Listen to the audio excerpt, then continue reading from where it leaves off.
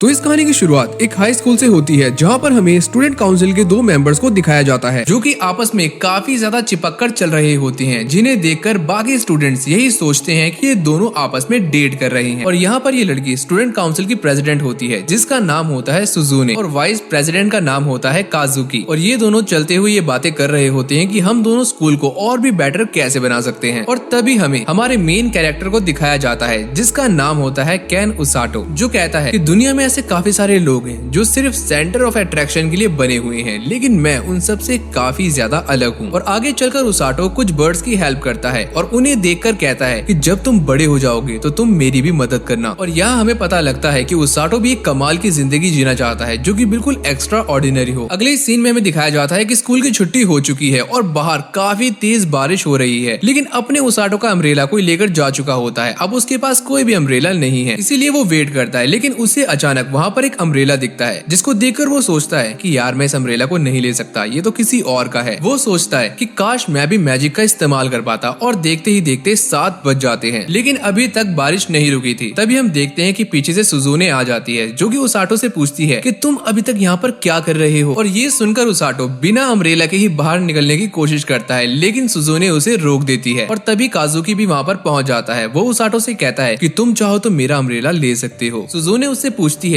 कि क्या तुम इसे जानते हो। काजुकी कहता है कि हाँ मैं इसे जानता हूँ, ये मेरा क्लासमेट है और इसका नाम है केन उसाटो। ये सब देखने के बाद उसाटो चिंता में पड़ जाता है कि मैंने तो इन लोगों से कभी बात ही नहीं की, तो ये लोग मेरे बारे में इतना कैसे जानते हैं। तभी काजुकी उसे अपना अम्ब्रेला दे देता है, जिसको देखकर उसाटो सोचता है कि काजुकी तो एक काफी अच्छा लड़का है और उसे थैंक यू बोलता है। जिस पर काजुकी कहता है अरे यार इतना भी फॉर्मल बनने की जरूरत नहीं है, हम दोनों क्लासमेट्स हैं यार। और वो कहता है कि मैं तुम्हें क्या बुलाऊं, केन या उसाटो। जिस पर उसाटो कहता है कि उसाटो बुलाओ, ये ज्यादा बेटर रहेगा। और ये सुनने के बाद सुजुने भी कहती है कि चलो मैं भी तुम्हें उसाटो ही बुलाऊंगी। तभी हम देखते हैं कि काजुकी कहता है कि चलो यार आज हम सारे साथ में घर चलते हैं। उसाटो ये देखकर हैरान हो जाता है और सोचता है कि आज वो अचानक इन पॉपुलर बच्चों के साथ घर जाएगा। और वो तीनों एक साथ घर के लिए निकल जाते हैं, लेकिन रास्ते में उसाटो काजुकी से कहता है कि मैंने ये कभी भी एक्सपेक्ट नहीं किया था कि तुम इतने ज्यादा फ्रेंडली होंगे, क्योंकि मैंने हमेशा तुम्हें क्लास की लड़कियों से ही बात करते हुए देखा है। जिस पर काजुकी कहता है कि मैं उनसे इसलिए बात करता हूँ क्योंकि वो लड़कियां सबसे पहले मुझसे बात करना शुरू करती हैं। उसाटो बताता है कि उसे सुजुने से बात करना भी थोड़ा बहुत मुश्किल लग रहा था। जिस पर सुजुने कहती है कि ऐसा कुछ भी नहीं है, मैं तो एक नॉर्मल 3rd ईयर की स्टूडेंट हूँ। काजुकी बताता है कि ऐसा कुछ भी नहीं है, सुजुने अपनी क्लास में हर चीज में टॉप करती है, चाहे वो पढ़ाई हो या फिर स्पोर्ट्स। तभी उसाटो उनसे पूछता है कि क्या तुम दोनों डेट कर रहे हो। जिस पर वो दोनों कहते हैं कि ऐसा बिल्कुल भी नहीं है, हम दोनों स्टूडेंट काउंसिल में हैं, इसलिए हम दोनों ज्यादातर टाइम साथ स्पेंड करते हैं। लेकिन उसाटो को उन दोनों की बातों पर यकीन नहीं आता। जिस पर सुजुने कहती है ये बात सभी को लगती है, लेकिन तुम पहले हो जिसने ये बात हमसे सामने से पूछी है। उसाटो उनसे माफी मांगने लगता है, लेकिन सुजुने उससे कहती है कि मैंने तुम्हें अप्रिशिएट किया है और पीठ पीछे बात करने से बेहतर है कि कोई बात सामने से कह दो। और ये बताओ तुम हाई स्कूल के बाद क्या करने वाले हो। जिस पे उसाटो कहता है कि मैंने अभी कुछ भी नहीं सोचा है। सुजुने कहती है कि मैं ये सवाल सभी से पूछती हूँ क्योंकि मुझे खुद को भी नहीं पता कि मैं हाई स्कूल के बाद क्या करूंगी। जिस पर उसाटो कहता है कि ये तो काफी ज्यादा गलत बात है, हमारी एजुकेशन कंप्लीट होने वाली है, लेकिन हमें अभी तक ये नहीं पता कि हम आगे क्या करने वाले हैं। सुजुने कहती है कि हाँ तुम्हारी बात बिल्कुल सही है, लेकिन मुझे ऐसा लगता है कि मुझे जहाँ पर होना चाहिए था मैं वहाँ पर अभी नहीं हूँ। तभी अचानक काजुकी को एक आवाज आती है जिस पर वो कहता है अरे ये आवाज कैसी है, लेकिन ये आवाज किसी और को सुनाई नहीं देती। धीरे धीरे ये आवाज तेज होने लगती है। तभी अचानक उन तीनों के पैरों के नीचे एक रिंग बनने लगती है जिसमें से काफी ज्यादा एनर्जी निकलती है। उसाटो इसे देखकर सोचता है कि शायद ये किसी दूसरी दुनिया का गेट है। सुजुने कहती है क्या ये वही दुनिया है जहाँ पर हमें मैजिक और काफी सारे मॉन्स्टर्स मिलेंगे। और फिर अचानक ये पोर्टल बंद हो जाता है और ये तीनों किसी और दुनिया में पहुंच जाते हैं। और जैसे ही उसाटो की आंख खुलती है वो देखता है कि काजुकी और सुजुने उसके सामने हैं, लेकिन उसके सामने एक किंग भी है। सुजुने ये सब देखकर काफी ज्यादा खुश होती है और कहती है कि तुमने सही कहा था, ये कोई और दुनिया है जहाँ पर हमें मैजिक मिलने वाला है। सुजुने की बातें सुनकर उसाटो काफी ज्यादा चौंक जाता है। वो सोचता है कि हम तो किसी और दुनिया में आकर फंस चुके हैं और इसे मैजिक की लगी पड़ी है, ये छोटी बच्ची है क्या। तभी किंग उनसे कहता है कि लगता है तुम सब जाग चुके हो। अभी किंग की बात खत्म नहीं हुई थी, लेकिन तभी काजुकी उनसे पूछता है कि तुम कौन हो और हमसे क्या चाहते हो। तभी किंग के बगल में खड़ा हुआ गार्ड काजुकी से कहता है कि तुम्हारी हिम्मत कैसे हुई किंग से ऐसे बात करने की। किंग उसे शांत करते हैं और काजुकी से कहते हैं कि मैं समझ सकता हूँ तुम्हारी प्रॉब्लम, लेकिन पहले मेरी बात सुनो। मैं यहाँ का किंग हूँ और मैंने तुम तीनों को यहाँ पर इसलिए समन किया है ताकि तुम तीनों हीरोज बन सको। इसको सुनने के बाद सुजुने काफी ज्यादा खुश होने लगती है, लेकिन उसाटो उसे देखकर और भी ज्यादा हैरान हैरान हो जाता है और फिर किंग बताते हैं कि 2 साल पहले डीमन किंग ने हमारे ऊपर हमला किया था और वो अपनी पूरी फौज लेकर आया था। उस समय हमने उस डीमन लॉर्ड को हरा दिया था, लेकिन अब उसकी आर्मी पहले से काफी ज्यादा स्ट्रॉन्ग होती जा रही है और मुझे नहीं पता आगे क्या होने वाला है, इसलिए हमारे पास सिर्फ एक ही रास्ता था, हीरोज को समन करना। सुजुने ये सुनकर खुशी के मारे झूमने लगती है, लेकिन तभी काजुकी कहता है कि मुझे तुमसे और डीमन लॉर्ड से कोई भी फर्क नहीं पड़ता और तुम्हारी हिम्मत कैसे हुई हमसे बिना पूछे हमें यहाँ समन करने की, हमें वापस से अपने वर्ल्ड में भेज दो। जिस पर किंग कहता है कि ऐसा बिल्कुल भी नहीं हो सकता, समलिंग सिर्फ एक ही डायरेक्शन में काम करती है और इसका रिवर्स इम्पॉसिबल है। लेकिन इसके बाद भी काजुकी किंग से बहस करने लगता है, जिसके बाद किंग के गार्ड्स उसे घेर लेते हैं। उसाटो उससे कहता है कि मैं तुम्हारी बात समझ सकता हूँ, लेकिन यहाँ पर लड़ाई करने का कोई भी फायदा नहीं है। तभी हम देखते हैं कि किंग अपनी गद्दी से उठकर उन तीनों के सामने अपने घुटने टेक देता है और कहता है मैं फ्यूचर में कोशिश करूंगा कि तुम्हें तुम्हारे वर्ल्ड में दोबारा से भेज दूं, लेकिन तब तक क्या तुम यहाँ पर हीरोज बनकर रह सकते हो। किंग के साथ उसके सारे के सारे गार्ड्स भी झुक जाते हैं और ये देखकर सुजुने किंग से पूछती है कि तुम हमें हीरोज क्यों बुला रहे हो। जिस पर किंग वेल्सी का नाम लेता है। वेल्सी बताती है कि जो हीरो समलिंग का सर्कल है वो कुछ सिलेक्टेड लोगों के ही आसपास बनता है और शायद तुम तीनों ने बेल की आवाज भी सुनी होगी। अगर तुमने सुनी है इसका मतलब ये है कि तुम तीनों हीरोज हो, लेकिन रियल में तो ये आवाज सिर्फ काजुकी और सुजुने को सुनाई दी थी और उसाटो तो यहाँ पे बेमतलब ही फंस गया। वेल्सी कहती है कि अब तुम तीनों इस क्रिस्टल बॉल का इस्तेमाल करो जिससे तुम्हारी पावर्स को मेजर किया जाएगा। जिस पर काजुकी उसाटो से कहता है क्या तुम्हें ये सब कुछ ठीक लग रहा है। वो कहता है कि हाँ मुझे तो सब कुछ ठीक ही लग रहा है क्योंकि मुझे भी तुम दोनों के बराबर ट्रीटमेंट मिल रहा है। जिस पर काजुकी कहता है अरे यार मेरा वो मतलब नहीं है, इन लोगों ने हमें यहाँ पर बिना हमारी परमिशन के बुलाया है, क्या तुम्हें ये अजीब नहीं लग रहा। उसाटो कहता है अरे यार कोई भी दिक्कत वाली बात नहीं है, जब हम यहाँ पर आ ही गए हैं तो मैनेज भी कर ही लेंगे। काजुकी उसे देखकर सोचता है अबे यार ये बंदा तो अजीब ही है। और फिर हम देखते हैं कि सबसे पहले सुजुने उस बॉल पर अपना हाथ रखती है जिससे उसका कलर चेंज हो जाता है, जिसे देखने के बाद वेल्सी कहती है कि ये कलर तो थंडर मैजिक को इंडिकेट करता है और तुम्हारे अंदर ठीक ठाक माना भी है। और ये सुनने के बाद सुजुने काफी ज्यादा खुश होने लगती है और अब बारी आती है काजुकी की। और जैसे ही वो उस क्रिस्टल बॉल पर अपना हाथ रखता है तो उसका कलर व्हाइट हो जाता है, जो इंडिकेट करता है कि काजुकी लाइट मैजिक का इस्तेमाल कर सकता है। वो वेल्सी से कहता है क्या इसका मतलब यही है कि मैं अपने एनिमीज को ब्लाइंड कर सकता हूँ लाइट दिखाकर। जिस पर वेल्सी कहती है कि लाइट मैजिक का इस्तेमाल काफी कम लोग ही कर पाते हैं और ये मैजिक काफी ज्यादा पावरफुल भी है। और अब बारी आती है उसाटो की और जैसे ही उसाटो उस बॉल पर अपना हाथ रखता है उसका कलर ग्रीन हो जाता है। सुजुने सोचती है कि शायद ये पेड़ उगा सकता है, लेकिन ये देखकर वेल्सी का चेहरा काफी ज्यादा अजीब हो जाता है और वो उसाटो को लेकर यहाँ से भाग जाती है और फटाक से किंग के सामने पेश होती है और किंग को सुजुने और काजुकी के मैजिक के बारे में बताती है। जिस पर किंग कहते हैं कि वो तो ठीक है लेकिन उसाटो का क्या, और अब ये मत कहने लगना कि ये बंदा डार्क मैजिक यूज करता है। और जैसी वेल्सी किंग को बताती है कि उसके छूने के बाद क्रिस्टल ग्रीन कलर का हो गया था तो किंग भी शॉक्ड हो जाता है। वो वेल्सी को मना करता है कि तुम इसे इसके मैजिक के बारे में मत बताना और जितना जल्दी हो सके उसाटो को इस कासल से बाहर निकालो। उसाटो को ये बात समझ नहीं आ रही होती कि आखिर चल क्या रहा है और तभी अचानक वहाँ पर एक ग्रीन बालों वाली लेडी आ जाती है जो कि किंग से कहती है कि और किंग रिचुअल कैसा चल रहा है, क्या सभी हीरोज यहाँ पर आ चुके हैं। और इस लेडी का नाम होता है रोज, जिससे किंग भी काफी ज्यादा डरता है। फिर वो उसाटो के पास जाती है और कहती है क्या तुम एक हीरो हो। जिस पर किंग कहते हैं अरे नहीं नहीं नहीं, ये हीरो नहीं है, ये तो गलती से यहाँ पर आ गया है, ये तो एक नॉर्मल इंसान है। तभी रोज और उसाटो में थोड़ी बहुत बात होती है और रोज कहती है कि मैं यहाँ की रेस्क्यू टीम की कैप्टन हूँ। जिसको सुनकर उसाटो ये सोचता है कि इसको देखकर तो ऐसा लग रहा है कि ये लोगों को रेस्क्यू कम और उनकी जान ज्यादा लेती होगी। तभी वेल्सी रोज से कहती है कि हीरोज उस वाले रूम में हैं और रोज वहाँ से चली जाती है। किंग उसाटो से कहते हैं कि मैं तुम्हारे लिए अलग से रूम प्रिपेयर करवा दूंगा, तुम वहाँ पर रुक सकते हो। उसाटो किंग से कहता है कि मुझे अपने मैजिक के बारे में पता नहीं लगा, ये ग्रीन कलर का मतलब क्या होता है। लेकिन तभी ये बात रोज सुन लेती है और कहती है क्या तुमने अभी ग्रीन बोला। किंग मैं इस लड़के को यहाँ से लेकर जा रही हूँ। लेकिन तभी वेल्सी अपनी पावर का यूज करके उसाटो को दूर भेजने की कोशिश करती है। तभी रोज अपनी हाई स्पीड से उसाटो को पकड़ लेती है और वो किंग से कहती है कि मैं इसे यहाँ से लेकर जा रही हूँ और मैं इसे काफी खतरनाक मैजिक यूजर बनाऊंगी। किंग उसे रोकने की काफी ज्यादा कोशिश करते हैं लेकिन वो उसाटो को वहाँ से लेकर चली जाती है। अगले सीन में काजुकी और सुजुने को उसाटो के बारे में पता लग जाता है और वो वेल्सी से पूछते हैं कि उसे वो कहाँ लेकर गई है। वेल्सी कहती है कि टेंशन लेने वाली बात नहीं है, उसाटो यहाँ से थोड़ी ही दूरी पर है, अब वो रेस्क्यू टीम के अंदर है। वेल्सी कहती है कि हीलिंग मैजिक यूजर काफी ज्यादा कम होती हैं, जिसमें से रोज भी एक है और वो कहती है कि रोज के ट्रेनिंग मेथड भी काफी ज्यादा अजीब से हैं। अगले सीन में हम रोज का घर देखते हैं जो कि उसाटो से कहती है कि तुम एक हीलिंग मैजिक यूजर हो और इसीलिए मैं तुम्हें यहाँ पर लेकर आई हूँ और आज से तुम रेस्क्यू टीम का पार्ट हो और यहीं पर रहोगे। और तभी अचानक रोज कुछ लड़कों को बुलाती है और उनसे कहती है कि ये ओसाटो है और आज से तुम सबको इसका ख्याल रखना है। ओसाटो इन सभी को देखकर घबरा घबराने लगता है और वो सब भी ओसाटो के पास आकर अपना इंट्रोडक्शन देते हैं। लेकिन तभी रोज उनमें से एक के मुंह पर लात मारती है और कहती है कि इसे परेशान करना बंद करो। वो बताती है कि ये सब मेरे अंडर काम करते हैं, लेकिन इनमें से कोई भी हीलिंग मैजिक का इस्तेमाल नहीं कर सकता। और वो ओसाटो से कहती है कि तुम्हारी ट्रेनिंग कल से स्टार्ट होने वाली है। और तभी वो सारे लड़के ओसाटो को चिढ़ाने लगते हैं और कहते हैं कि बेटे तू तो गया, तुझे रोज खुद पर्सनल ट्रेनिंग देने वाली है। इसके बाद ओसाटो अपने कमरे में जाकर सो जाता है और रोज ये सोचती है कि ओसाटो को कैसे ट्रेन किया जाए। फिर अगले दिन हम ओसाटो को देखते हैं जो अब ये भी सोकर उठा है, लेकिन उसे लग रहा था कि जो भी उसके साथ हुआ है ये सारा कुछ एक सपना है। लेकिन अब उसे यकीन आने लगा था कि वो सच में एक नई दुनिया के अंदर आ चुका है। तभी एक बंदा किचन से बाहर निकलता है और ओसाटो से कहता है कि तुमसे कोई मिलने आया है। और यहाँ पर काजुकी और सुजुने ओसाटो से मिलने आए हुए होते हैं और इन दोनों ने मैजिक यूजर्स वाले कपड़े भी पहने हुए थे। ये ओसाटो से कहते हैं कि हमें तुम्हारी चिंता हो रही थी, इसलिए हम यहाँ पर आ गए। ओसाटो उनसे माफी मांगता है और वो सारी चीजें याद करता है जो कि रोज ने उसके साथ की थी। और वो कहता है कि आज से मेरी काफी खतरनाक ट्रेनिंग स्टार्ट होने वाली है। फिर वह दोनों ओसाटो से पूछते हैं कि क्या तुम इस ट्रेनिंग के लिए तैयार हो। ओसाटो कहता है कि हाँ, मैं इस ट्रेनिंग के लिए बिल्कुल तैयार हूँ, क्योंकि ऐसा करने के बाद मैं एक स्ट्रॉन्ग इंसान बन सकता हूँ। सुजुने कहती है कि आज से मेरी भी ट्रेनिंग स्टार्ट हो रही है। तभी हम देखते हैं कि रोज के सर्वेंट उन दोनों के साथ आए हुए गार्ड के मजे ले रहे होते हैं। काजुकी कहता है कि अब मैं सारी बात समझ चुका हूँ और अब मैं अपना पूरा बेस्ट देने की कोशिश करूंगा। उसके बाद काजुकी और सुजुने अपने गार्ड के साथ वापस चले जाते हैं। उनके जाने के बाद ओसाटो ये सोचता है कि एक दिन मैं भी जरूर इनके काम आऊंगा। और तभी अंदर से रोज आती है और वो कहती है कि क्या वो दोनों हीरोज चले गए और तुमने उन दोनों से सही से तो बात की ना। और ये कोई जेल नहीं है, तुम जब चाहो अपने दोस्तों से मिल सकते हो, लेकिन ट्रेनिंग के दौरान तुम दोस्तों से नहीं मिल सकते। और तभी रोज उसे एक डायरी देती है और कहती है तुम अपने ट्रेनिंग एक्सपीरियंस इसके अंदर लिख सकते हो और जो तुम्हारा मन करे वो भी। उसके बाद हम देखते हैं कि ट्रेनिंग का पहला दिन स्टार्ट हो जाता है और ओसाटो ये कहता है कि जितना वो लड़के मुझे इस ट्रेनिंग के बारे में डरा रहे थे ये उतनी भी मुश्किल नहीं है। तभी रोज उससे पूछती है कि तुम्हें कैसा लग रहा है। ओसाटो बताता है कि मुझे चेस्ट के अंदर एक गरम गरम सी फीलिंग आ रही है। रोज बताती है कि यही मैजिक है और तुम्हें इसी मैजिक को अपने अंदर से बाहर निकालना है। लेकिन ओसाटो को ये बात बिल्कुल भी समझ नहीं आती। रोज उससे कहती है कि आगे चलकर ये बात तुम्हें अच्छे से समझ आ जाएगी। तभी हम देखते हैं कि रोज ओसाटो को एक बुक देती है, लेकिन ओसाटो कहता है कि मैं इस दुनिया की लैंग्वेज को नहीं समझ सकता। रोज उसे कहती है कि तुम इसे पढ़ के तो देखो। और जैसे ही ओसाटो उस बुक को खोलता है उसे उसकी लैंग्वेज आराम से समझ आने लगती है। रोज उसे बताती है कि जो भी हमारी दुनिया के अंदर समन होता है उसके अंदर पहले से ही इस लैंग्वेज को ट्रांसलेट करने की एबिलिटी आ जाती है। फिर रोज उस मैप के ऊपर उंगली रखती है और कहती है ये देखो, ये रहा हमारा किंगडम और ये रहे डीमंस। इसका मतलब रोज के घर के राइट साइड में ही डीमंस रहा करते थे। रोज कहती है कि अगर डीमंस ने अटैक किया तो उनका पहला टारगेट हम ही बनने वाले हैं। रोज ओसाटो से कहती है कि तुम इस बुक को ध्यान से पढ़ना, इसको पढ़ने के बाद तुम इस किंगडम के बारे में और यहाँ के सारे डीमंस के बारे में अच्छे से जान पाओगे। इसके बाद वो यहाँ से चली जाती है। फिर हमें ट्रेनिंग का दूसरा दिन दिखाया जाता है जहाँ पर रोज ओसाटो को बहुत ज्यादा भगाती है और ट्रेनिंग के तीसरे दिन ओसाटो को इतना ज्यादा भगाती है कि ओसाटो के पैरों में और शरीर में दर्द होने लगता है और ओसाटो गिर जाता है। लेकिन रोज उसे आराम करने के लिए मना करती है और उस पर अपना हीलिंग मैजिक इस्तेमाल करती है, जिससे ओसाटो का सारा दर्द गायब हो जाता है। फिर हम देखते हैं कि ट्रेनिंग के डे 4 में ओसाटो के साथ बाकी मेंबर्स भी ट्रेनिंग कर रहे होते हैं, लेकिन ये सारे ओसाटो से काफी ज्यादा तेज भाग रहे होते हैं। डे 5 में हम देखते हैं कि ओसाटो के हाथ से थोड़ा बहुत मैजिक बाहर आने लगता है, लेकिन डे 6 में ओसाटो दोबारा से थककर नीचे गिर जाता है, जिस पर रोज उसे डांटती है। तभी ओसाटो के हाथ में से ग्रीन लाइट बाहर निकलने लगती है। 7वें दिन हम देखते हैं कि रोज ओसाटो को काफी ज्यादा भगाती है और उसे एक लात भी मारती है। वो ओसाटो से कहती है कि तुम मुझे जितना ज्यादा हेट करोगे मैं उतनी ज्यादा तुम पर हार्श हो जाऊंगी। ओसाटो सोचता है कहीं इसने मेरी डायरी पढ़ तो नहीं ली। तभी हम उसकी डायरी दिखाई जाती है जिसमें ओसाटो ने इसके बारे में कुछ अलग अलग लिखा हुआ होता है। जिसके बाद हम देखते हैं कि रोज गुस्से में आकर ओसाटो को आसमान में फेंक देती है और डे 8 और डे 9 में ये सारी सेम चीज रिपीट हो रही होती है। लेकिन डे 9 में ओसाटो को ये फील होने लगता है कि उसका पेन अब कम होने लगा है और उसका हीलिंग मैजिक भी अब काम कर रहा है। अब धीरे धीरे ओसाटो का हीलिंग मैजिक जागने लगता है और वो सोचता है कि क्या ऐसी भागने वाली ट्रेनिंग कर मैं उन दोनों की हेल्प कर पाऊंगा। डे 11 में हम देखते हैं कि ओसाटो की ट्रेनिंग के अंदर एक और नई चीज ऐड हो जाती है जो कि होते हैं पुशअप्स। ओसाटो काफी सारे पुशअप्स मार चुका होता है। तभी रोज उससे पूछती है क्या तुम्हें पता है कि तुम्हारी ट्रेनिंग इतनी हार्ड क्यों हो रही है, ताकि तुम बैटलफील्ड के अंदर काफी तेज भाग सको। अगर तुम तेज भागोगे तभी तुम अपने दोस्तों को भी बचा पाओगे। ये सुनने के बाद ओसाटो पुशअप मारना बंद कर देता है। तभी रोज उससे कहती है कि दोबारा से स्टार्ट करो, लेकिन ओसाटो यहाँ पर बताता है कि आज के दिन रोज ने उसके ऊपर एक बार भी चिल्लाया नहीं था। डे 12 में हम देखते हैं कि ओसाटो काफी ज्यादा रनिंग करने के बाद शाम तक पुशअप्स को मारता है, लेकिन अब उसे अपनी बॉडी काफी ज्यादा लाइट लग रही थी। रोज ये बात नोटिस कर लेती है। अगले ही दिन हम देखते हैं कि रोज उसके शरीर पर थोड़ा बहुत वेट बढ़ा देती है, लेकिन ट्रेनिंग के डे 14 में ओसाटो को अपना खाना ही नहीं मिलता, क्योंकि वहाँ पर बैठा हुआ एक बंदा कहता है कि खाना तो काफी ज्यादा मस्त था और ये खाना मैंने खा लिया। ये सुनने के बाद ओसाटो को काफी ज्यादा गुस्सा आने लगता है और वो एक गिलास उठाकर उस बंदे पर फेंक के मारता है, लेकिन उसे नहीं लगता। तभी वो बंदा ओसाटो से कहता है कि अगर तुम लड़ाई करोगे तो तुम्हें रेस्क्यू टीम से बैन कर दिया जाएगा। फिर हम देखते हैं कि उसाटो इतना सारा वेट उठाकर भी उसके पीछे आराम से भाग रहा था और यहाँ हमें पता लगता है ये सारा कुछ रोज ने करवाया था। फिर कुछ दिनों के बाद काजुकी और सुजुने उससे मिलने के लिए वहाँ पर आते हैं, लेकिन उसे देखकर वो दोनों काफी ज्यादा शॉक्ड हो जाते हैं क्योंकि उसाटो एक बड़े से पत्थर को अपने ऊपर रखकर और उसके ऊपर रोज को बिठाकर पुशअप मार रहा होता है और वो कहता है कि रोज तुम तो काफी ज्यादा हल्की हो, एकदम पंखुड़ी की तरह। और फिर रोज उसके ऊपर एक बड़ा सा पत्थर रख देती है, जिसके बाद उसाटो का हीलिंग मैजिक और भी ज्यादा ग्लो करने लगता है। रोज ये देखकर सोचती है कि अगर ऐसा ही चलता रहा तो आगे चलकर मैं उसाटो को कहीं और भी लेकर जा सकती हूँ। ये सब देखने के बाद काजुकी और सुजुने की हालत काफी ज्यादा पतली हो जाती है और उनके साथ आया हुआ एक बंदा रोज को पकड़कर ये कहता है कि तुम इसके साथ क्या कर रही हो, तुम इसकी स्पिरिट को तोड़ना चाहती हो क्या? तभी रोज उससे कहती है कि मुझे छोड़ो, उसाटो आगे चलकर मेरा राइट हैंड बनने वाला है, इसलिए मैं उसे इतनी हार्ड ट्रेनिंग करवा रही हूँ। जिसको सुनकर उसाटो काफी ज्यादा चौंक जाता है। रोज बताती है कि ये बंदा कभी भी गिव अप नहीं करता और ये मेरी ट्रेनिंग को आराम से झेल पा रहा है। फिर रोज उसाटो को एक लंच ब्रेक करने के लिए कहती है और उसाटो अपने दोस्तों के साथ चला जाता है। फिर हम देखते हैं ये तीनों आपस में बात कर रहे होते हैं। तभी काजुकी उसाटो को बताता है कि सिग्लिस इस किंगडम का नाइट है जो कि काफी ज्यादा पावरफुल है और यही हमें स्वॉर्ड की ट्रेनिंग करवा रहा है। जिस पर उसाटो कहता है कि वो सब तो ठीक है, लेकिन ये लड़की तुम्हारे साथ कौन है? वो लड़की अपना नाम सीलिया बताती है और वो किंग की ही लड़की होती है। ये सुनने के बाद उसाटो उसके सामने लेट जाता है और माफी मांगने लगता है। सीलिया उससे कहती है कि ये सब करने की कोई भी जरूरत नहीं है। तभी सीलिया एक पाई निकालती है जिसको वो सारे आपस में मिल बांट कर खा रहे होती हैं। तभी काजुकी उसाटो से पूछता है कि क्या तुम्हारी ट्रेनिंग ऐसे ही चलती है? उसाटो कहता है कि आज की ट्रेनिंग तो काफी ज्यादा आराम से निकल गई। फिर वो पूछता है कि तुम्हारी ट्रेनिंग कैसी चल रही है? तभी काजुकी बताता है कि सिग्लिस और वेल्सी हम दोनों को ट्रेनिंग करवा रहे हैं। जिसको सुनकर उसाटो कहता है कि ये तो काफी आसान ट्रेनिंग है। लेकिन जैसे ही उसाटो पाई का एक और पीस उठाने वाला होता है तभी सुजुने देखती है कि उसाटो की हाथ की मसल्स काफी ज्यादा स्ट्रॉन्ग है और वो फिर उसके एब्स को देखने लगती है और जिसको देखने के बाद सुजुने कहती है कि क्या मैं इन्हें छू सकती हूँ? फिर उसाटो काजुकी से मदद मांगता है। फिर उसाटो बताता है कि पहले मुझे ये ट्रेनिंग काफी ज्यादा हार्ड लग रही थी, लेकिन अब मुझे दोस्तों के साथ काफी मजा भी आ रहा है। तभी हम देखते हैं कि उसाटो उन सभी को अपना हीलिंग मैजिक शो कर रहा होता है। तभी टोंग वहाँ पर आ जाता है और वो कहता है उसाटो मैं तुम्हारा लंच लेकर आ गया हूँ। जिस पर उसाटो काफी अजीब सा मुंह बनाता है और उससे कहता है कि पहले तुमने मेरा लंच खा लिया और अब तुम्हारी हिम्मत कैसे हुई यहाँ पर आने की? उसके बाद टोंग और उसाटो आपस में लड़ने लगते हैं, जिसपे सीलिया कहती है कि क्या हमें इनकी मदद करनी चाहिए, जिस पर काजुकी और सुजुने मना कर देते हैं। उसके बाद हम देखते हैं कि ये तीनों वापस चले जाते हैं और फिर हमें रात का सीन दिखाया जाता है जहाँ पर उसाटो ये सोच रहा होता है कि आज मेरे दोस्त मुझसे मिलने आए थे और वो ये भी सोचता है कि मेरी बॉडी पहले से काफी ज्यादा स्ट्रॉन्ग हो चुकी है और वो सोचता है क्या मैं इतनी तेज भाग पाऊंगा कि मैं अपने दोस्तों को बचा पाऊं। फिर हमें अगले दिन का सीन दिखाया जाता है जहाँ पर रोज उसाटो से कहती है कि आज हम बाहर जाने वाले हैं और बाकी लोग भी उसाटो से कहते हैं कि चलो टाइम आ चुका है बाहर जाने का। फिर हम देखते हैं कि रोज उसाटो को लेकर किंगडम से बाहर आ जाती है और उसाटो से पूछता है कि हम कहाँ जा रहे हैं, जिस पर रोज कहती है कि तुम बस मुझे फॉलो करो। फिर वो दोनों एक जंगल में पहुंच जाते हैं जहाँ पर रोज उसे कहती है कि ये पूरा का पूरा जंगल डीमंस के लिए जाना जाता है और तुम यहाँ से तब तक बाहर नहीं आ सकती जब तक तुम ग्रैंड ग्रिजली बियर को मार ना दो। ये सुनकर उसाटो की सिट्टी पिट्टी गुल हो जाती है क्योंकि उसाटो ने इस बुक में पढ़ा था कि ये वाले बियर्स काफी ज्यादा खतरनाक होते हैं। उसाटो उससे कहता है कि तुमने बस मुझे भागना सिखाया है, लड़ाई करना थोड़ी। और ये सुनने के बाद रोज उसाटो को पकड़ती है और उठाकर सीधा जंगल में फेंक देती है। तभी उसाटो ऊपर से काफी तेज जंगल की तरफ गिर रहा होता है। उसाटो को लगता है कि अब वो मरने वाला है, लेकिन तभी वो अपने हीलिंग मैजिक का इस्तेमाल करता है और नीचे गिरने के बाद वो अपनी मसल पावर का भी इस्तेमाल करता है जिससे वो जिंदा बच जाता है। उसके बाद वो अपने हाथ पे लगी हुई चोट को अपने हीलिंग मैजिक से सही कर लेता है और वो सोचता है कि अब मैं जंगल में आ चुका हूँ और जब तक मैं रोज का दिया हुआ काम कंप्लीट नहीं कर लेता तब तक मैं वापस नहीं जा सकता। वो सोचता है कि मैं आराम से इस बियर को मार दूंगा, लेकिन तभी एक ग्रैंड ग्रिजली बियर उसके पीछे आ जाता है जिसको देखकर उसाटो काफी ज्यादा डरने लगता है और सोचता है कि जितना मैंने सोचा था ये बियर तो उससे भी काफी ज्यादा खतरनाक है, लेकिन मुझे अपने पैरों पर पूरा भरोसा है, मैं यहाँ से काफी तेज भाग लूंगा। और उसके बाद उसाटो यहाँ से दुम दबा के भागने लगता है। उसाटो को लगता है कि वो फ्लैश की तरह काफी ज्यादा तेज भाग रहा है, लेकिन वो बियर भी उसाटो के बिल्कुल पीछे ही होता है। उसाटो को लगता है कि अब तो भाई वो गया। तभी वो अपनी ट्रेनिंग को याद करता है कि उसने काफी ज्यादा हार्ड ट्रेनिंग की है, तो वो उस बियर से लड़ने के लिए वहाँ पर रुक जाता है। वो देखता है कि वहाँ पर ब्लू ग्रिजली बियर भी आ चुके हैं, जिनको देखकर उसाटो ये कहता है अरे यार ये तो मेरे साथ चीटिंग है। लेकिन तभी उसाटो को सामने एक झरने की आवाज सुनाई देती है और उसाटो उस झरने के पास जाकर पानी में सीधा छलांग मार देता है, जिसके बाद वो सारे बियर्स वहाँ से चले जाते हैं। इसके बाद हम शाम का सीन देखते हैं जहाँ पर उसाटो पानी से बाहर निकलकर अपने कपड़ों को सुखा रहा होता है और वो कहता है कि मेरे पास काफी कम सामान है और इतने कम सामान से मुझे नहीं लगता कि मैं उन बियर्स को मार पाऊंगा। उसके बाद उसाटो अपना खाना खाने लगता है और उसाटो कहता है कि मुझे कल दोबारा से उन बियर्स को मारने के लिए जाना होगा। फिर हम देखते हैं कि उसाटो वहीं पर उस पेड़ पर रहने लगता है और अगले दिन जैसे वो नीचे आता है वो कहता है कि मुझे अपने दुश्मन के बारे में ज्यादा से ज्यादा पहले पढ़ना होगा और जानकारी लेनी होगी और सबसे पहले मुझे ये पता करना पड़ेगा कि वो बियर्स बियर्स आखिर रहते कहाँ पर हैं। और जैसे ही उसाटो थोड़ा बहुत आगे जाता है उसे एक पेड़ पर बियर के स्क्रैचेस के निशान दिखते हैं, जिससे उसको लगता है कि बियर्स शायद उसके आसपास ही हैं। लेकिन तभी अचानक झाड़ियों में से कुछ आवाज आती है, जिसको सुनने के बाद उसाटो भी लड़ने के लिए तैयार हो जाता है। लेकिन वहाँ तो एक ब्लैक कलर का रैबिट होता है, जिसको देखकर उसाटो ये सोचता है क्या ये रैबिट है या फिर कोई ऐसा मॉन्स्टर जिसने अपने आप को रैबिट बना लिया है। लेकिन वो रैबिट घायल होता है, जिस पर उसाटो अपने हीलिंग मैजिक का इस्तेमाल करता है और उसको बिल्कुल ठीक कर देता है, जिसके बाद वो यहाँ से चला जाता है। लेकिन उसाटो देखता है कि अब भी वो रैबिट उसका पीछा कर रहा है। उसाटो उससे कहता है कि मैं काफी खतरनाक मॉन्स्टर को मारने जा रहा हूँ, तो तुम मुझसे दूर रहो वरना तुम्हें भी नुकसान हो सकता है। उसाटो कहता है कि तुम मेरा पीछा क्यों कर रहे हो, क्या तुम्हें पता है कि वो ग्रैंड ग्रिजली बियर्स कहाँ पर रहते हैं। जिस पर रैबिट कहता है कि हाँ मुझे पता है, और वो रैबिट उसाटो को लेकर वहीं चला जाता है जहाँ पर वो बियर्स रहते हैं। उसाटो उन्हें देखकर ये सोचता है कि शायद ये फैमिली होंगे, क्योंकि मैंने पढ़ा था कि ये लोग आपस में ग्रुप में रहते हैं। अगले दिन हम देखते हैं कि उसाटो एक नदी में से पानी भर रहा होता है और उसको लगता है कि ये पानी गंदा भी हो सकता है, लेकिन वो उस पानी को फिर भी पी लेता है, क्योंकि उसके पास कोई ऐसा सामान नहीं था जिससे उस पानी को उबाल सके या फिर उसे साफ कर सके। तभी हम देखते हैं कि वहाँ पर वो ब्लैक रैबिट दोबारा से आ जाता है, जिसको देखकर उसाटो ये कहता है कि मुझे लगा था कि तुम यहाँ से जा चुके हो और अब मैं दोबारा से उन बियर्स को ऑब्जर्व करने जा रहा हूँ। फिर हम देखते हैं कि उसाटो उन बियर्स को देखने लगता है और ये कहता है कि ये बियर्स तो काफी ज्यादा क्यूट हैं। और उसके बाद हम देखते हैं कि अगले दिन उसाटो का पेट काफी ज्यादा दुख रहा होता है, क्योंकि उसने उस रिवर का पानी पी लिया था जो कि गंदा था। वो अपने हीलिंग मैजिक का इस्तेमाल भी करता है, लेकिन उससे भी कुछ नहीं होता। फिर वो सोचता है कि आखिर कोई ना कोई तो ऐसा तरीका होगा जिससे मैं ठीक हो सकता हूँ। अगले दिन हम देखते हैं कि उसाटो के पास दोबारा से वही रैबिट आता है और वो रैबिट उसाटो को लेकर एक तालाब के पास चला जाता है, जिसका पानी काफी ज्यादा साफ होता है। उसाटो वो पानी पीता है और कहता है कि ये पानी तो काफी ज्यादा टेस्टी है। उसाटो उस रैबिट को थैंक्स बोलने ही वाला होता है, लेकिन तभी वो रैबिट डर के पेड़ पर चढ़ जाता है और उसाटो भी उसके पीछे पीछे पेड़ पर चढ़ जाता है। और वो देखता है कि ये रैबिट काफी ज्यादा डर रहा होता है। वो सोचता है कि जब ग्रैंड ग्रिजली बियर आया था तब भी ये रैबिट नहीं डरा था, लेकिन अब ये रैबिट इतना क्यों डर रहा है। तभी उसाटो देखता है कि सामने काफी बड़ा स्नेक होता है, जिसको देखकर उसाटो ये कहता है कि अरे यार ये क्या चीज है, इसके बारे में तो मैंने किताब में भी नहीं पढ़ा था और इसका ऑरा मुझे ये बता रहा है कि ये किसी को भी मार सकता है। जिसके बाद उसाटो उससे बचकर छुपने लगता है और वो स्नेक वहाँ से चला जाता है। और इसी तरह यहाँ पर 4 दिन बीत जाते हैं। उसाटो अब भी उन बियर्स को ऑब्जर्व कर रहा होता है। वो ये सोचता है कि ये बियर्स काफी ज्यादा क्यूट है, लेकिन मुझे इन्हें मारना ही पड़ेगा और मैं इन्हें कल मारूंगा। और फिर हम देखते हैं कि उसाटो उस ग्रैंड ग्रिजली बियर को मारने के लिए निकल जाता है और वो रैबिट भी उसाटो के कंधे पर बैठा हुआ होता है। उसाटो उससे कहता है कि आज तो मैं इस बियर को मार ही दूंगा, लेकिन तभी उसाटो देखता है कि वो बियर्स पहले से ही मरे हुए हैं, जिनको देखकर उसाटो ये सोचता है कि यहाँ कुछ तो गड़बड़ है। उसाटो देखता है कि उन बियर्स के ऊपर एक बड़ी सी बाइट होती है, जिसको देखकर उसाटो ये समझ जाता है कि इन सभी को उस बड़े वाले स्नेक ने मारा है। तभी अचानक पीछे से एक छोटा भालू बाहर निकलता है और वो अपनी फैमिली के पास आता है। उन्हें उठाने की काफी ज्यादा कोशिश करता है, लेकिन वो नहीं उठते और वो जोर जोर से रोने लगता है, जिसको देखकर उसाटो को काफी ज्यादा गुस्सा आने लगता है और वो कहता है कि उसकी हिम्मत कैसे हुई तुम्हारी फैमिली को मारने की, मैं उस स्नेक को नहीं छोड़ूंगा और तुम्हारा बदला भी मैं लेकर रहूंगा। ये सब बोलने के बाद उसाटो वहाँ से चला जाता है। अब उस छोटे से बच्चे को भी उस स्नेक की खुशबू आ रही थी, तो वो उसका पीछा करने के लिए निकल जाता है। अगले सीन में हम देखते हैं कि काजुकी और सुजुने उसाटो से मिलने के लिए आए होते हैं, लेकिन उन्हें पता लगता है कि उसाटो पिछले 10 दिनों से जंगल में अपनी ट्रेनिंग कर रहा है और रोज भी उसके साथ है। वो बंदे कहते हैं कि उन्हें नहीं पता कि आखिर चल क्या रहा है, जिसके बाद वो दोनों वहाँ से चले जाते हैं और जाते हुए वो दोनों उसाटो के बारे में ही बात कर रहे होते हैं। वो दोनों कहते हैं कि हमें पूरा विश्वास है कि उसाटो जल्दी ही वापस आ जाएगा। फिर हम देखते हैं कि उसाटो स्नेक से लड़ने की काफी ज्यादा हार्ड ट्रेनिंग करने लगता है और जैसे ही उसकी ट्रेनिंग खत्म होती है वो उस रैबिट से कहता है कि चलो मुझे वहाँ पर लेके चलो जहाँ पर वो स्नेक है। फिर वो दोनों उस जगह पर पहुंच जाते हैं जहाँ पर वो बड़ा वाला स्नेक रहता है, लेकिन वहाँ पर वो छोटा सा भालू स्नेक से लड़ रहा होता है और काफी ज्यादा घायल होता है, जिसको देखकर उसाटो ये सोचता है कि मैंने तो इसे वहाँ पर रुकने के लिए कहा था, ये यहाँ पर क्या कर रहा है, ये स्नेक तो इसे मार ही देगा। जिसके बाद उसाटो स्नेक पर हमला करने के लिए आगे बढ़ने लगता है और वो स्नेक भी उसाटो पर हमला कर देता है, लेकिन उसाटो उसे डॉज करता हुआ उस स्नेक की आंख पर मारता है, जिससे उस स्नेक को काफी ज्यादा दर्द होने लगता है और वो स्नेक उसाटो को बहुत दूर फेंक कर मारता है। लेकिन उसाटो ने अपना हीलिंग मैजिक एक्टिवेट कर लिया था, तो इसलिए उसाटो को ज्यादा चोट नहीं लगती। फिर उसाटो दोबारा से उस स्नेक पर हमला करने के लिए तैयार हो जाता है, लेकिन इस बार वो स्नेक उसाटो के हाथ को खा लेता है। उसाटो के हाथ में एक नाइफ था, तो उसाटो उस नाइफ को स्नेक के मुंह में और घुसाने लगता है, जिससे उस स्नेक को पेन होता है और उसके हाथ को छोड़ देता है। लेकिन अब उसाटो को बहुत ज्यादा चक्कर आने लगते हैं। उसे लगता है कि वो पॉइजन हो गया है, लेकिन उसे इस बात पर विश्वास था कि वो अपने आप को हील कर सकता है, जैसे कि उसने गंदा पानी पीने के बाद अपने आप को हील किया था, तो वो दोबारा से अपने आप को हील करना शुरू कर देता है। फिर हम देखते हैं कि स्नेक और उसाटो आपस में काफी देर तक लड़ते रहते हैं। फिर उसाटो एक काफी खतरनाक मुक्का बनाता है और उस स्नेक के सर पर मारता है, जिससे उस स्नेक की सर की हड्डी भी टूट जाती है। अब वो स्नेक नीचे गिरने लगता है, तभी उसाटो मौके का फायदा उठाकर उस लकड़ी को और भी ज्यादा उसकी आंख के अंदर घुसा देता है और वो बियर भी उसकी हेल्प करने लगता है। इस तरह से वो दोनों मिलकर उस स्नेक को मार देते हैं। फिर हम हम देखते हैं कि वो बियर उसाटो को गले मिलने लगता है। उसाटो उससे कहता है कि मैंने तुमसे कहा था कि मैं तुम्हारा बदला जरूर से लूंगा और हाँ, मैं तुम्हें भी ठीक करना चाहता हूँ, लेकिन इस वक्त मैं अपनी सारी पावर का इस्तेमाल अपने आप को सही करने में लगा रहा हूँ। अगर मैं ऐसा नहीं करूंगा तो मैं भी मर सकता हूँ। लेकिन अचानक वो स्नेक दोबारा से जिंदा हो जाता है, जिसको देखकर उसाटो और वो बियर काफी ज्यादा चौंक जाते हैं। उसाटो उस बियर से कहता है कि तुम यहाँ से चले जाओ क्योंकि मैं बिल्कुल भी हिल नहीं पा रहा हूँ। जिसके बाद हम देखते हैं कि वो स्नेक उसाटो पर हमला कर देता है। उसाटो को लगता है कि आज तो वो मरने ही वाला है और ये सारी गलती रोज की है। तभी अचानक रोज वहाँ पर टपक जाती है और उस स्नेक के काफी ज्यादा जोर से लात मारती है और उसकी ये लात इतनी ज्यादा खतरनाक थी कि वो स्नेक वहीं पर मर जाता है। उसाटो रोज को देखकर ये कहता है कि तुम यहाँ पर क्या कर रही हो, जिस पे रोज बताती है कि इस रैबिट ने मुझे सारा कुछ बता दिया है और ये रैबिट मेरा पेट है। उसाटो उससे कहता है लेकिन इस रैबिट को तो चोट लगी हुई थी। रोज बताती है कि इस रैबिट को थोड़ी बहुत एक्टिंग करनी भी आती है और मैं भी तुम्हारे आसपास ही रहती थी ताकि अगर तुम्हें कोई प्रॉब्लम हो तो मैं तुम्हारी हेल्प कर सकूं, लेकिन मुझे बिल्कुल भी अंदाजा नहीं था कि ये स्नेक यहाँ पर आ जाएगा। उसाटो उससे पूछता है कि क्या तुम इस स्नेक के बारे में जानती हो। रोज बताती है कि हाँ, ये स्नेक डीमन लॉर्ड की आर्मी ने क्रिएट किया था और पिछले इन्वेजन में सिगलिस इसे नहीं मार पाया था, शायद तभी इस जंगल में आ गया होगा और मुझे बिल्कुल भी यकीन नहीं था कि ये स्नेक इस ग्रैंड ग्रिजली बियर्स को मार देगा। और तुम्हें पता है कि ग्रैंड ग्रिजली बियर्स काफी ज्यादा पावरफुल होते हैं, उन्हें हराना इतना भी आसान नहीं है। जिस पर उसाटो चौंक जाता है और ये कहता है कि तुमने मुझे भेज दिया एक नूब को इनसे लड़ने के लिए। रोज कहती है कि मैं जानती थी कि तुम इस बियर को नहीं हरा पाओगे, मैं बस चाहती थी कि तुम ये देखो कि स्ट्रॉन्ग मॉन्स्टर से कैसे लड़ा जाता है और जिस तरह तुमने स्नेक से फाइट की उसे देखकर मैं ये सोच रही हूँ कि तुम्हें कुछ और दिनों के लिए इस जंगल के अंदर छोड़ दूं। जिसे सुनकर उसाटो काफी ज्यादा गुस्सा करने लगता है और वो ग्रिजली बियर का बच्चा भी रोज पर गुस्सा करने लगता है। रोज उसाटो से कहती है कि शायद ये बियर तुम्हें पसंद करने लगा है। उसाटो कहता है कि हाँ, इस छोटे से बियर ने अपनी पूरी फैमिली को खो दिया है और इसका अब कोई भी नहीं है। तभी उसाटो उसके पास जाता है, उसको सहलाने लगता है और वो बियर भी उसाटो को गले से लगा लेता है। रोज कहती है कि हम इस बियर को भी अपने साथ लेकर जाने वाले हैं और वो उससे कहती है कि तुम उसाटो को अपनी कमर पर उठा लो। और जैसे ही बियर उसाटो को अपनी कमर पर रखता है तभी रोज उन दोनों को अपने हाथ में उठा लेती है और गुस्से में उसाटो से कहती है कि मैंने सब कुछ सुन लिया था कि तुम मेरे बारे में क्या क्या बोल रहे थे। अगर तुमने दोबारा से मुझे ऐसा कुछ कहा ना तो मैं तुम्हें रात को सोने तक नहीं दूंगी। फिर हमें शाम का सीन दिखाया जाता है जहाँ पर रोज उसाटो से कहती है कि अब तुम क्वालिफाई हो चुके हो और तुम मेरे साथ बैटल फील्ड में खड़े हो सकते हो। भले ही तुमने बेसिक चीजों को मास्टर नहीं किया, लेकिन उसके बाद भी तुम्हारे अंदर कुछ ऐसी एबिलिटीज हैं जो कि हमारे स्क्वाड में बाकी हीलर्स के पास नहीं है, तो तुम्हें इस चीज पर गर्व होना चाहिए और अगर ऐसा ही चलता रहा तो तुम भी जरूर कर सकते हो। उसाटो से पूछता है कि मैं क्या कर सकता हूँ। वो बताती है कि डीमन लॉर्ड की आर्मी बहुत जल्दी ही हम पर अटैक करने वाली है, तो तुम उनसे लड़ सकते हो। अगले सीन में हमें डीमन लॉर्ड को दिखाया जाता है जो कि अपने कमांडर से ये पूछते हैं कि लिंगर किंगडम पर अटैक करने की तैयारी कैसी चल रही है। जिस पर वो कहती है कि हम फुल तैयारी में हैं और बहुत जल्द उस पर अटैक भी करने वाले हैं। और जब उसाटो की आंख खुलती है वो देखता है कि वो अपने कमरे पर है और कल जो कुछ भी हुआ उसके बारे में उसे कुछ भी याद नहीं रहता। फिर वो एक सेब उठाकर उस भालू के बच्चे के पास जाता है और उसको खिलाने लगता है। वो बियर का बच्चा भी उसाटो के साथ काफी ज्यादा खुश था और फिर वहाँ पे वो ब्लैक वाला रैबिट भी आ जाता है, जिसको देखकर उसाटो ये कहता है कि मैं वो नहीं भूला हूँ जो तुमने मेरे साथ किया था, तुम तो धोखेबाज हो। फिर वो रैबिट उसाटो को अपनी क्यूटनेस दिखाता है, जिसको देखकर उसाटो ये कहता है अरे यार तुम कितने ज्यादा क्यूट हो, अरे नहीं नहीं नहीं, तुम दोबारा से मुझे बेवकूफ नहीं बना सकते। लेकिन उसके बाद उसाटो मान जाता है और उन दोनों को फल खिलाने लगता है। तभी हम देखते हैं कि रोज भी वहाँ पर आ जाती है और वो कहती है ब्लूरिन, क्या तुमने इसका नाम ब्लूरिन रखा है। उसाटो कहता है कि हाँ, मैंने इसका नाम ब्लूरिन रखा है। तभी रोज कहती है चलो कोई बात नहीं, मैंने इसके बारे में किंगडम को खबर कर दी है और आज से ये हमारे किंगडम की प्रॉपर्टी है। रोज ब्लूरिन से कहती है कि तुम यहाँ पर रह सकते हो, लेकिन तुम्हें अपना खाना खुद कमाना होगा। जिसे सुनने के बाद ब्लूरिन काफी ज्यादा डरने लगता है और रोज उसे एक किलर स्माइल देती है, जिसके बाद ब्लूरिन पीछे रखे हुए भूसे के अंदर जाकर छुप जाता है। अगले दिन हम देखते हैं कि रोज उसाटो की कमर पर ब्लूरिन को बिठा देती है और उसाटो से कहती है कि सोचो ये एक जख्मी सोल्जर है और तुम्हें इसकी हेल्प करनी है। फिर रोज उसे भागने के लिए कहती है और उसाटो ब्लूरिन को लेकर भागने लगता है। तभी रोज चिल्लाती है कि ऐसे नहीं, तेज भागो वरना ये सोल्जर मर जाएगा। फिर हम देखते हैं कि टोंग और बाकी लोग उसाटो पर हमला करने लगते हैं और ये सारे अलग अलग जगह से उसाटो पर वार करते हैं, जिसको देखकर उसाटो ये कहता है कि तुम सब ये क्या कर रहे हो। जिस पर वो बताते हैं कि हम बस रास्ते में तुम्हारी मुश्किलों को बढ़ा रहे हैं, क्या तुम्हें इसके बारे में नहीं पता लगा, आगे चलकर ये मुसीबतें और भी ज्यादा बढ़ने वाली हैं। फिर हम देखते हैं कि 1 घंटे बाद एक और बंदा अचानक से उसाटो पर हमला करता है, लेकिन उसाटो उसे डॉज कर आगे भागने लगता है। तभी अचानक पेड़ पे से कुछ पानी की तरह बूंदे गिरने लगती है, लेकिन ये बूंदे इतनी ज्यादा बदबूदार थी, जिसको सुनकर उसाटो ये कहता है अरे यार ये क्या चीज है। तभी ऊपर बैठा हुआ बंदा ये कहता है कि ये मेरा स्पेशल अटैक है। फिर हम देखते हैं कि रोज की स्क्वाड का एक और बंदा उसाटो पर काफी सारी लकड़ियां छोड़ देता है। उसाटो उससे भी बचकर आगे बढ़ने लगता है। इस तरह ट्रेनिंग को करते करते उसाटो को 4 घंटे हो जाते हैं। तभी उसके सामने वो छोटा सा खरगोश आता है, जिसको देखकर उसाटो ये कहता है कि इस ट्रेनिंग ट्रेनिंग में तुम तो शामिल नहीं हो। जिसके बाद उसाटो थक कर नीचे गिर जाता है और वो सोचता है कि मुझे लगा था ये ट्रेनिंग काफी ज्यादा आसान होने वाली है और मैं इसे कर लूंगा। तभी रोज वहाँ पर आ जाती है और कहती है कि बैटल फील्ड पे भी तुम्हारी स्ट्रेंथ ऐसे ही रहने वाली है, क्योंकि डर और नर्वसनेस की वजह से तुम्हारी स्ट्रेंथ काफी जल्दी खत्म हो गई। जिसपे उसाटो कहता है कि अब मैं क्या करूं। तभी रोज उसे हील करते हुए ये कहती है कि अब तुम्हें इसकी आदत डालनी पड़ेगी और जैसे ही तुम्हारी स्ट्रेंथ वापस आती है तुम्हें पूरे टाउन का चक्कर लगाना है, वो भी ब्लूरिन के साथ। फिर हम देखते हैं कि उसाटो ब्लूरिन को अपनी कमर पर लेकर पूरे टाउन का चक्कर लगाने लगता है और लोग ब्लूरिन को देखकर थोड़ा बहुत डरने लगते हैं। उसाटो ये सोचता है कि भले ही ब्लूरिन काफी ज्यादा अच्छा है लेकिन है तो ये एक मॉन्स्टर ही। लेकिन कुछ देर के बाद वो सारे लोग ब्लूरिन से डरना बंद कर देते हैं। फिर हम देखते हैं कि ब्लूरिन उसाटो से कहता है कि वहाँ पर चलो और वो उसे एक फल की दुकान पर लेके चला जाता है, जहाँ पर उसाटो ये कहता है कि मेरे पास तो पैसे ही नहीं है, मैं तुम्हारे लिए फल कहाँ से खरीदूंगा। फिर उसाटो उस लेडी से उस फ्रूट का नाम पूछता है, जिस पर वो लेडी कहती है कि ये वाला फ्रूट इस किंगडम की स्पेशलिटी है। उसाटो कहता है कि क्या मैं तुमसे एक और बात पूछ सकता हूँ, मैंने अपनी कमर पर एक मॉन्स्टर को बिठाया हुआ है लेकिन फिर भी ये लोग डर नहीं रहे, ऐसा क्यों? जिस पर वो लेडी कहती है कि हम सब जानते हैं कि तुम रेस्क्यू टीम का एक हिस्सा हो और इसीलिए लोग तुमसे डर नहीं रहे, हम सबने तुम्हारी ड्रेस देख ली थी और इसी तरह से यहाँ पर ये लोग ट्रेनिंग करते रहते हैं। उसाटो ये कहता है कि अगर एक बार तुम इन भयानक लोगों की शक्ल देख लोगे तो मुझे नहीं लगता तुम्हें किसी और चीज से डर लगेगा। फिर उसाटो उस लेडी को थैंक यू बोलता है और ये कहता है कि अगली बार मैं तुमसे फ्रूट जरूर से लेकर जाऊंगा। जिस पर वो लेडी ये कहती है कि कोई बात नहीं, ये फ्रूट्स मेरी तरफ से रख लो, जिसको ब्लूरिन खा लेता है। फिर उस लेडी के पास एक लड़की आती है जो उससे पूछती है कि क्या ये लड़का रेस्क्यू स्क्वाड से था, जिस पर वो कहती है हाँ, लेकिन क्या हुआ अमाको, और उस लड़की का नाम अमाको होता है। फिर हम देखते हैं कि उसाटो वहाँ से जाने लगता है और वो अपने ख्यालों में खोया हुआ होता है। वो सोचता है कि मैं कासल जाकर काजुकी और सुजुने से जरूर मिलूंगा और तभी वो एक बंदे के पास से गुजरता है और ये बंदा उसाटो का पीछा कर रहा होता है, लेकिन उसाटो तो अपनी ही मस्ती में था। तभी पीछे से आवाज आती है, रुको एक सेकेंड। लेकिन उसाटो तो इसी ख्याल में होता है कि वो किस तरह से ब्लूरिन को कासल के अंदर लेके जाएगा। तभी पीछे से आवाज आती है, ओ रेस्क्यू टीम के मेंबर जरा रुको एक सेकेंड। फिर हम देखते हैं कि वो बंदा गिर जाता है और उसाटो की नजर उस पर जाती है। उसाटो उसके पास जाता है और उसको हील करने लगता है। उसाटो उससे पूछता है कि क्या तुम अब ठीक हो? वो कहता है हाँ, मुझे अब पहले से बेहतर लग रहा है और मैंने तुम्हें तकलीफ दी उसके लिए मुझे माफ कर देना। उसाटो उससे पूछता है, पर तुम मुझे आवाज क्यों लगा रहे थे? जिस पर वो कहता है कि मैं सोच रहा था कि मैं अपने जूनियर को एक बार हेलो बोल दूं। जिस पर उसाटो ये सोचता है कि मैं इसका जूनियर कैसे हुआ। वो कहता है कि क्या तुम्हें कैप्टन ने बताया नहीं, मैं भी रेस्क्यू टीम का एक हीलर हूँ और मेरा नाम है ऑर्गा फ्लेयर। जिसके बाद ऑर्गा उससे कहता है कि मुझे ये तो पता था कि हमारी टीम के अंदर एक नया हीलर आया है, लेकिन मुझे ये नहीं पता था कि तुम हीरोज के साथ आए हो। वो ये भी कहता है कि ये काफी ज्यादा अमेजिंग बात है कि तुम कैप्टन की ट्रेनिंग को झेल पा रहे हो, वरना मेरे और मेरी बहन के लिए ये करना इम्पॉसिबल था। उसाटो उससे पूछता है, तुम्हारी बहन क्या वही दूसरी हीलर है? जिस पर ओर्का कहता है कि हाँ, वो मुझसे 5 साल छोटी है और हम दोनों ही रेस्क्यू टीम के अंदर हीलर्स हैं और हम इस टाउन के अंदर एक छोटा सा क्लिनिक चलाते हैं और अपनी हीलिंग पावर से लोगों को बिल्कुल ठीक करते हैं। उसाटो उससे कहता है कि कुछ देर पहले तो तुम खुद गिर गए थे और तुम्हें मैंने हील किया था। ओर्गा उसे बताता है कि मैं दूसरों को तो हील कर देता हूँ लेकिन मैं खुद को हील करने में इतना ज्यादा अच्छा नहीं हूँ। उसाटो उससे पूछता है कि तुम आखिरकार बैटलफील्ड पर करते क्या हो? ओर्गा उसे बताता है कि बाकी सभी लोग घायल लोगों को हमारे पास लेकर आते हैं और मैं और मेरी बहन उन सभी को हील करते हैं। उसाटो उससे पूछता है क्या मैं भी ये कर सकता हूँ? जिस पर ओर्गा कहता है कि बैटलफील्ड के अंदर हमेशा ही हीरोज और नाइट सबसे ज्यादा रिस्क पर होते हैं और इन लोगों पर खतरा सबसे ज्यादा होता है। तभी उसाटो अपने दोस्तों के बारे में सोचने लगता है। वो कहता है कि हम हीरोज और नाइट को हील करने के लिए हमेशा तैयार रहते हैं। ओर्गा ये भी बताता है कि मैडम रोज कभी भी ऐसे इंसान को चूज नहीं करेगी जिस पर उसे बिल्कुल भी भरोसा ना हो। फिर वो दोनों जाने लगते हैं। तभी ओर्गा उसाटो से ये कहता है कि क्या मैं तुम्हें कुछ बता सकता हूँ? ओर्गा बताता है कि तुम्हें रोज से ज्यादा नफरत नहीं करनी चाहिए। मैं ये तो नहीं कह रहा कि वो बहुत ज्यादा अच्छी है, लेकिन वो अपनी ट्रेनिंग के दौरान बस लोगों के साथ थोड़ी बहुत स्ट्रिक्ट हो जाती है, तो तुम इस बात का ध्यान रखना। उसाटो ये कहता है कि तुम टेंशन मत लो, मैंने उनसे कभी भी नफरत नहीं की है। फिर हम देखते हैं कि ओर्गा की बहन भी वहाँ पर आ जाती है और वो उससे कहती है कि तुम्हारी हिम्मत कैसे हुई यहाँ पर अकेले आने की? तभी ओर्गा उससे कहता है कि मैं आज एक ऐसे इंसान से मिला जो कि काफी ज्यादा इंटरेस्टिंग था। उसकी बहन कहती है कि कौन था वो इंसान? ओर्गा उसे कहता है कि तुम भी उससे काफी जल्दी मिलने वाली हो। फिर हम देखते हैं कि उसाटो महल की तरफ जाने लगता है। तभी उसे वहाँ पर सुजुने दिखती है। सुजुने उससे पूछती है कि तुम्हारी पीठ पर क्या है? उसाटो उसे बताता है कि ये ब्लू ग्रिजली बियर का एक छोटा सा बच्चा है। सुजुने उससे कहती है क्या मैं इसे छू सकती हूँ? उसाटो कहता है कि हाँ, तुम इसे छू सकती हो, अगर इसने तुम्हें काट भी लिया तो मैं तुम्हें हील कर सकता हूँ। लेकिन जैसे ही सुजुने उसको छूने जाती है तभी वो अपना पंजा मारकर उसको हटा देता है। तभी उसाटो उससे कहता है कि तुम एक काम करो, इसका नाम लेकर ट्राई करो। फिर सुजुने उसे ब्लूरिन कहकर पुकारती है, लेकिन ब्लूरिन उसका हाथ खा लेता है। उसाटो ये देखता है कि सुजुने का हाथ काफी ज्यादा जख्मी हो गया है। फिर वो उसका हाथ पकड़ता है और उसको हील करने लग जाता है। फिर सुजुने उससे पूछती है कि क्या तुम आज मुझसे मिलने आए हो? उसाटो कहता है कि हाँ, मैं आज तुमसे तुमसे और काजुकी से मिलने आया हूँ। सुजुने बताती है कि काजुकी अभी किंगडम के अंदर नहीं है, वो सिग्लिस के साथ मॉन्स्टर से लड़ने गया है ताकि वो काफी अच्छा एक्सपीरियंस ले सके। फिर हमें काजुकी को दिखाया जाता है जो कि सिग्लिस से ये पूछता है कि क्या ये बात सच है कि डीमन लॉर्ड की आर्मी हम पर अटैक करने वाली है, जिस पर सिग्लिस ये कहता है कि हाँ, वो बहुत जल्दी हम पर अटैक करने वाले हैं और ये भी बात सच है कि इस बार वो काफी ज्यादा ताकत से हम पर अटैक करेंगे। लेकिन इस बार हमारे सैनिकों का हौसला पहले से काफी ज्यादा बढ़ चुका है क्योंकि इस बार हमारे पास तुम और सुजुने हैं और हीरोज के आने के बाद हमें इस बात पर भरोसा हो गया है कि हमारी जीत पक्की है। तभी काजुकी ये कहता है कि हाँ, मैं अपना बेस्ट दूंगा ताकि हम जीत सके। फिर हमें दोबारा से उन्हीं दोनों को दिखाया जाता है जिस पर सुजुने ये कहती है कि जब काजुकी वापस आ जाएगा उसके बाद मेरी बारी होगी एक्सपीरियंस हासिल करने की। उसाटो उससे कहता है कि मुझे पूरी आशा है कि तुम्हें वहाँ पर काफी ज्यादा मजा आएगा। सुजुने कहती है कि क्या तुम्हें मेरी चिंता है? उसाटो कहता है कि हाँ, मुझे तुम्हारी भी चिंता है। फिर हम देखते हैं कि उसाटो ये सोच रहा होता है कि काजुकी और सुजुने बहुत जल्दी जंग पर जाने वाले हैं और मैं भी उनकी मदद करना चाहता हूँ। पहले मैं काफी ज्यादा कमजोर था लेकिन अब मैं वो इंसान नहीं रहा जो कि मैं पहले था। इसके बाद हमें रात का सीन दिखाया जाता है जहाँ पर उसाटो ब्लूरिन को सुला देता है। तभी रोज वहाँ पर आ जाती है और उससे पूछती है कि आज की ट्रेनिंग कैसी रही, क्या तुम्हें इसकी आदत हो गई है? उसाटो कहता है कि अभी नहीं, लेकिन मैं कुछ और दिन ट्रेनिंग करना चाहता हूँ। जिसके बाद रोज वहाँ से जाने लगती है लेकिन उसाटो उसको रोक लेता है और ये कहता है कि जब आपने डीमन लॉर्ड की आर्मी की बात की थी तो मैं थोड़ा बहुत डर गया था, लेकिन अब मैं थोड़ा बहुत स्ट्रॉन्ग महसूस कर रहा हूँ। क्या मैं आपसे कुछ पूछ सकता हूँ? उसाटो कहता है कि क्या मैं लड़ नहीं सकता और क्या मैं किसी को नहीं मार सकता? जिसके जवाब में रोज सिर्फ